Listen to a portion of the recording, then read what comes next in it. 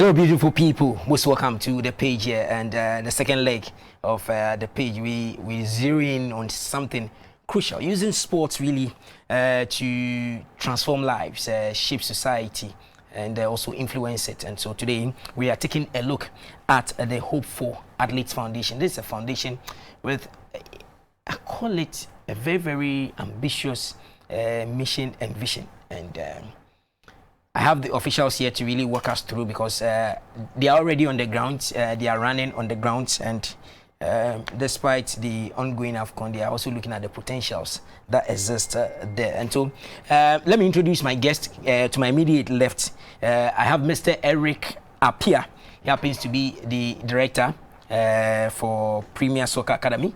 And I have David Dudor. He's a welfare manager of Hope Athletes Foundation. He is also the under-15 coach. And so, Eric, good to have you. And then David, also good to have you. Eric, let's start. Let's quickly run. When we talk about Hope for Athletes Foundation, what really are we driving at? Yeah. Well, thank you for having me here today. I'm really excited to be able to share the mission and the vision for this organization. We started this organization in 2018, so it's been just a few years now. And basically what we are trying to do is to provide hope for less privileged kids who don't have an opportunity to get a quality education. Kids that don't even have the opportunity to have 3 meals a day, and kids that don't have the opportunity to even get a good, proper health care. So what we try to do is we are trying to use soccer as the vehicle or the tool to bring these kids into our foundation and let them know that there's a higher calling just other than soccer. And so they come in, we make sure that they understand the importance of education first, because with education you can go to places. Soccer, anything can happen. And so what we are trying to achieve is to give them an opportunity through soccer, and then use that to be able to, help their families when they grow up. So how do you get the individuals? Where do you get them from? You still talk about where exactly do you go and hunt them, if I may use the word rightly? Maybe scout for them. Where do you get them from? So we do have a criteria that we follow. We also have a scout who goes around the whole nation and scout for this type of kids. One, you have to be under the poverty line to be considered to be a part of the foundation. And so, there's some of the kids who are there, some have lost both parents, some have single parents, some don't even know where their parents are.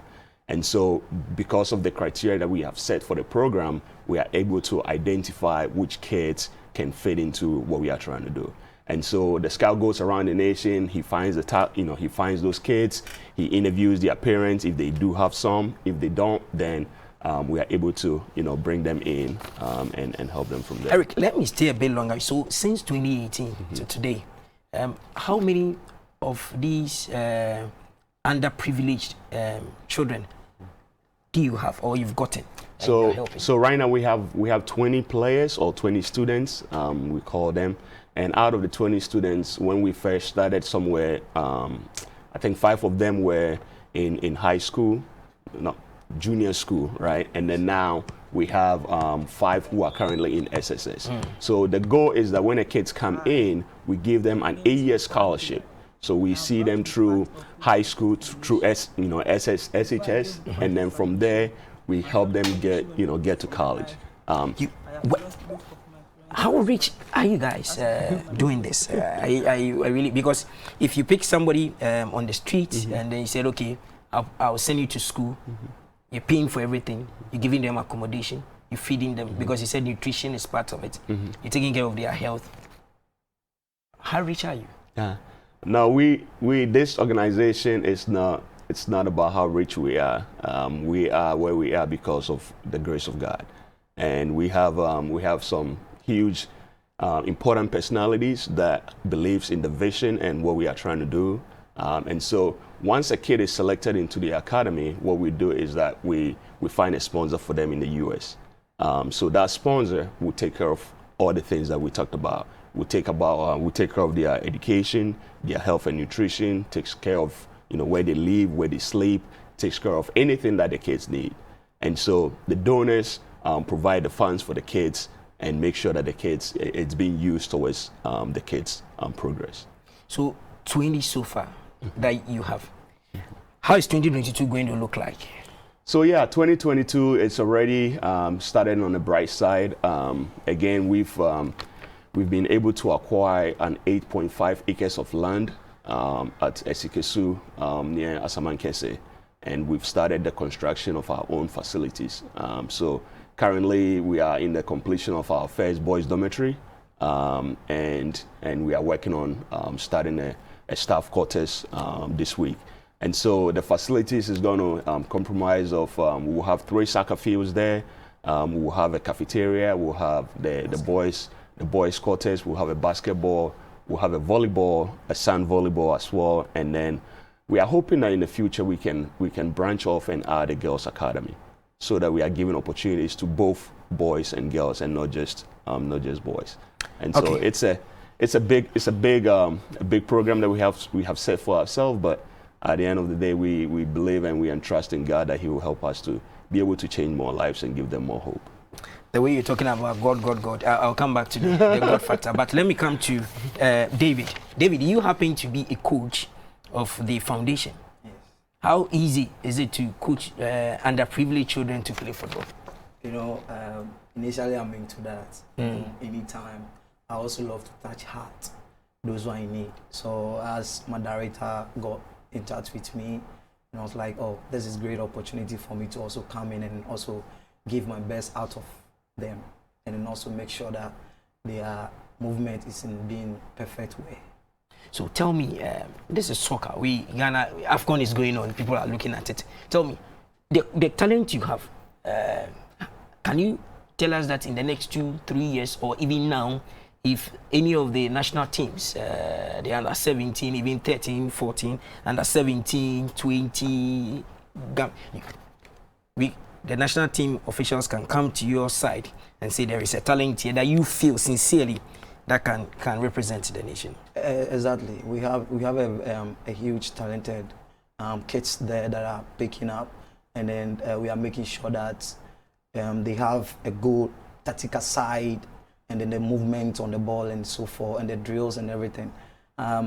So I can boldly tell that they can come to our aid and then do trials for the national team, and then we'll also give them the best players in the future. So which players do the scouts bring you? Goalkeepers, defenders, strikers, attack, midfielders? Which department do you specialize in that you say, okay, for the Athlete Foundation, as far as we produce strikers, as far as we produce goalkeepers, we produce defenders? Which area really do the talents come from? Where? Strikers? Right now we even have 2 players that were just part of the U15 national team. Really? Yes. Wow. Yes, we had 2 players that were just called. We had one kid who was actually on the U17 national team last year. We've been able to also send one of the boys to the US this past August. Wow. And so when we talk about providing hope, we're not just providing hope to just soccer players, because everybody's pathway is different. Somebody's pathway may be him going professional. Somebody's pathway may be getting an opportunity to come and study in the US. Somebody's pathway may be just finding a trade here in Ghana for them to learn and be able to use that to cater for themselves and their family. So those are the 3 pathways that we have for this foundation. Again, we have a good relationship with some of the coaches here in Ghana. They come and train with the boys, so that the boys are exposed to a higher training environment. And again, once we are able to build our facilities, we believe that we can produce the players like the likes of those Harrison Alfos and Michael Asians and all of those. Eric, the way you talk, it's like you like going to church. You're a Christian, I guess. You're a Christian, I guess. I mean, yeah, of course.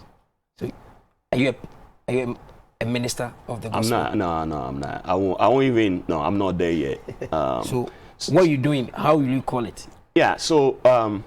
Evangelism? No. Are you an evangelist? No, I'm not. I'm not. So you're winning souls? No, I'm not winning souls. So what are you doing? So I believe in God, right? And my grandmother, she's a pastor. So you are Osofuba? Yeah, something like that. But basically, the reason why I started this foundation was to honor her image, her legacy. When I was growing up, she would always bring other people's kids into our home and feed them, take them to school, and give them that kind of opportunity. So when I was able to, travel to the U.S. 18 years ago, that has been something that has been daunting on my heart to continue to do, the things that she started. But with my passion for soccer, I figured a lot of these kids, you're not going to get them if you just get them off the street and tell them, I'm going to give you an education. Every Ghanaian boy loves soccer. Every Ghanaian child wants to play soccer. Every Ghanaian boy wants to be the next Asamoah Gyan, the next Michael Essien, and the next Sule Muntari. But if that does not happen, then what do they end up achieving in life? Nothing. So we are using that soccer as the tool, like I said, as the tool to let them know that there is more than just soccer. So is the FA aware that there's such an academy hiding somewhere? Are you in Yeah, I met. I was in Ghana last June, I believe, and I met with the GFA and Mr. Kett, and we actually spoke about some of the things that I think I can help some of the coaches, in the lower teams, especially Division 1. And we did brainstorm and talk about some few things that I think I can. So how many years have you given yourself to stop this thing? No, this is not a program that we are going to start and stop. Because if you do that, then you are not changing lives. And so this is an ongoing project. That is why we purchased the land so that we can build our own facilities and continue to give lives and provide hopes for more kids. Now we are in an era where social media is rife. Your foundation, are you on social media? Which address can people, because maybe somebody has seen a boy or somewhere or a girl somewhere on the street, really looking for somebody who can really take care of these boys. Maybe they can just give you the direction, although you have your scout. Where can they locate you and reach you? Somebody wants to, okay, let me just come and support you. I have some bags of rice there. I have some tin tomato, whatever to support you. I have some balls there. How do they get in touch with you? Yeah, so we are actively on social media.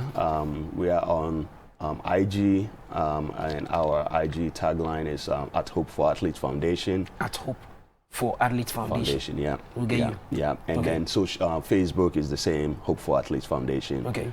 We are also on YouTube. We try to do highlight videos for the boys so that we can let the world see all the talent and skills they have. So now that some are in the, did you say tertiary? Have some reached the tertiary level? Yes, they are in secondary school. Now they are in secondary school, so they will soon get to the university. Yes. Okay, so you have more than 5? Yes, that are in SHS now. Okay. That we feed 3 times daily. No, I know. As for feeding, you can't feed somebody once in a day. No. It's not going to be possible. You feed them, yes. You give them shelter. Yeah. You give them a place to stay. They are now focused. They now have hope that life is worth living. Okay.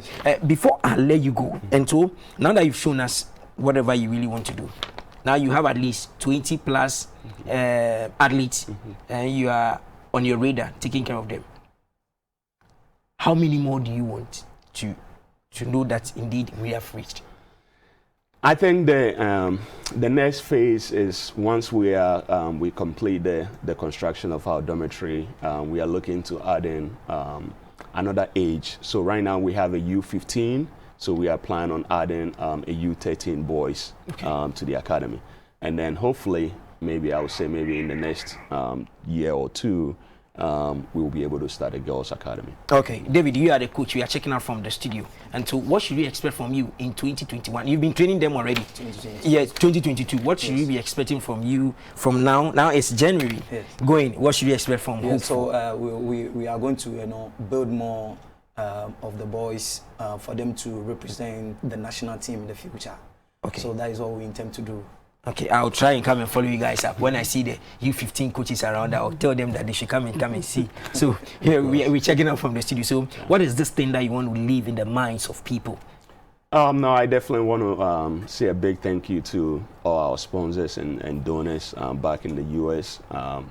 We had a privilege of some of them coming over here and seeing meeting the boys and also spending time with the boys, and that was a huge blessing. And so I just want to tell the boys that, you know, they should make this opportunity count. We have 5 pillars that we call 5 pillars of hope, and the first one is God first, discipline, dedication, hard work, and make it count.